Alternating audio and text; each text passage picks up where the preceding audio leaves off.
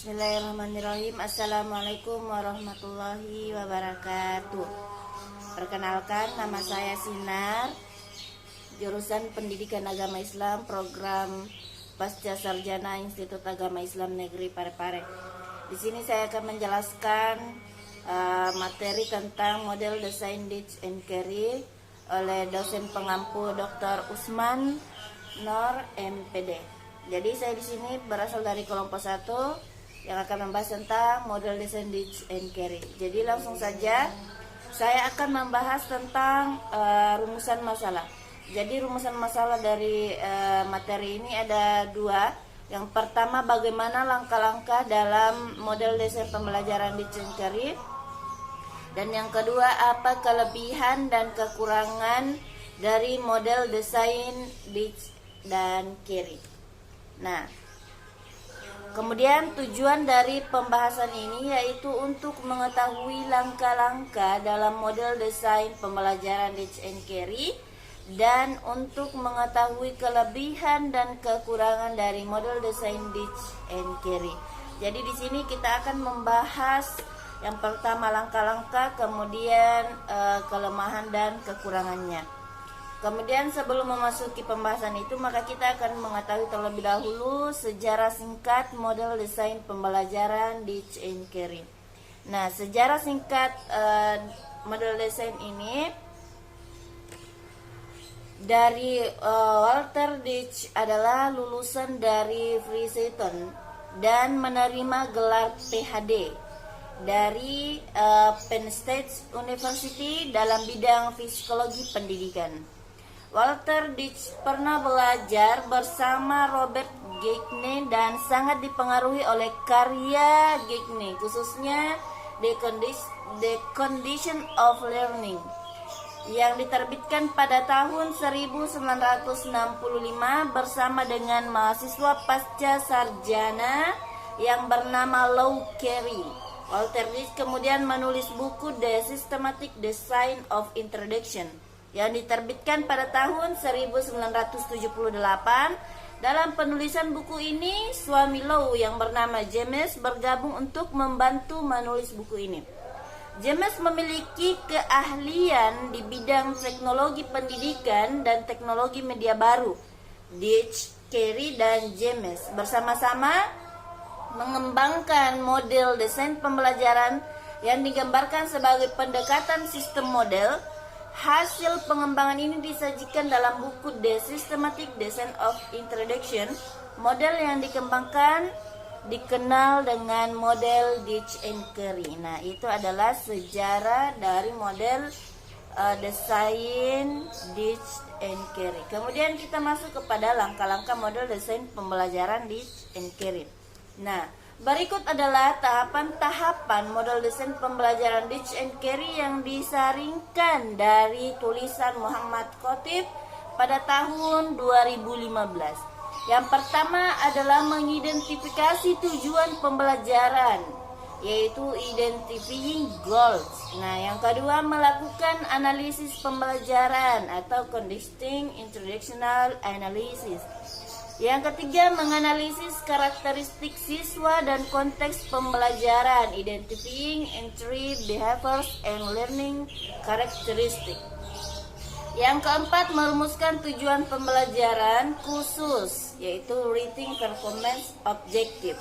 Yang kelima, mengembangkan instrumen penilaian berdasarkan patokan, developing criterion reference test item. Yang keenam, mengembangkan strategi pembelajaran, developing instructional strategy. Yang ketujuh, mengembangkan dan memilih bahan ajar, developing and selection instructional material. Dan yang kedelapan, merancang dan mengembangkan evaluasi formatif, design and condition the formative evaluation of introduction. Yang kesembilan, melakukan revisi terhadap program pembelajaran, revising introduction. Dan yang kesepuluh, merancang dan mengembangkan evaluasi sumatif atau contradiction summative evaluation. Nah, ini bisa kita lihat dari PowerPoint-nya ada beberapa tujuan dari angka panahnya, bisa kita jelaskan. Yang pertama adalah mengidentifikasi tujuan pembelajaran dan melangkah ke melakukan analisis pembelajaran, dan yang ketiga menganalisis kemampuan awal peserta didik. Nah, lanjut ke nomor 4, merumuskan tujuan pembelajaran, mengembangkan instrumen penilaian, mengembangkan strategi pembelajaran, mengembangkan dan menentukan materi pembelajaran, mengembangkan dan membuat evaluasi formatif, mendesain dan membuat evaluasi sumatif.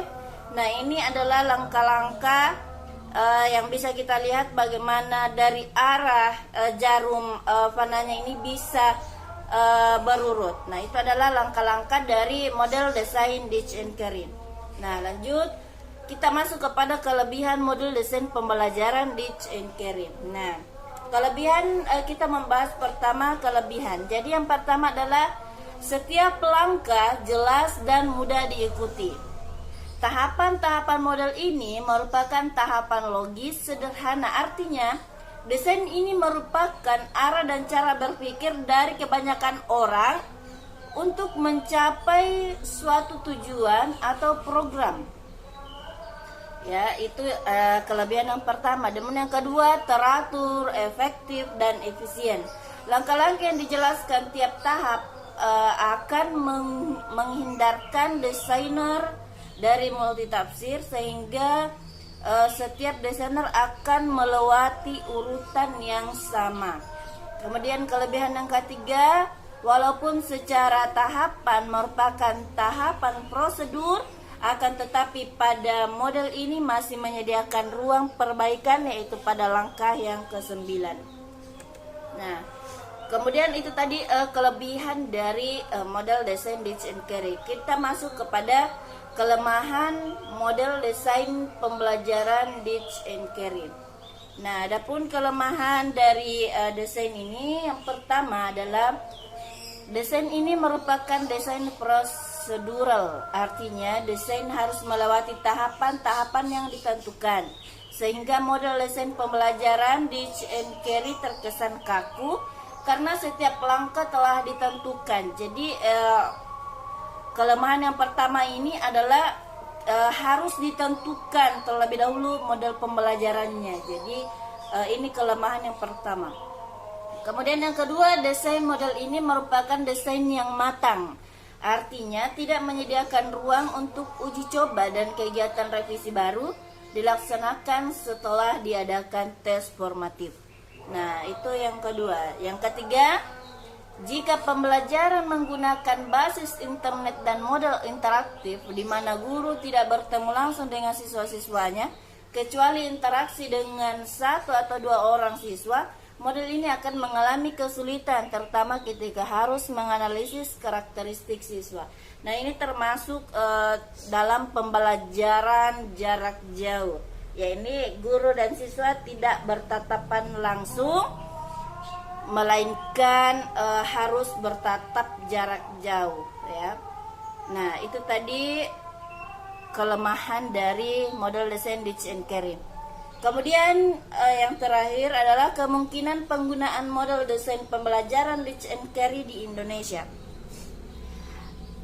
Kemungkinan penggunaan model desain pembelajaran Ditch and Kerin di Indonesia, yaitu salah satu masalah pembelajaran di Indonesia diantaranya adalah pemerataan fasilitas dan sumber belajar. Akibatnya kompetensi siswa menjadi beragam walaupun pemerintah telah menetapkan standar kompetensi dan kompetensi dasar dari tiap mata pelajaran. Penyeragaman desain untuk mencapai satu kompetensi tertentu akan mempermudah standarisasi kompetensi yang diinginkan. Oleh karena itu, penggunaan model desain pembelajaran Ditch and Kerin, satu guru di satu tempat akan sama dengan di tempat lain, sehingga memperoleh hasil yang sama. Nah, itu adalah pembahasan tentang kemungkinan penggunaan model desain pembelajaran Ditch and Kerin di Indonesia. Jadi itu adalah pembahasan dari materi saya yang membahas tentang model desain Ditch and Curry. Mudah-mudahan apa yang sempat saya sampaikan pada siang hari ini bisa bermanfaat bagi kita semua. Dan bila ada kesalahan itu datanya dari diri saya pribadi, dan bila ada benarnya itu datanya dari Allah Subhanahu wa taala. Dan saya akhiri dengan kata wabillahi taufiq wal hidayah. Wassalamualaikum warahmatullahi wabarakatuh.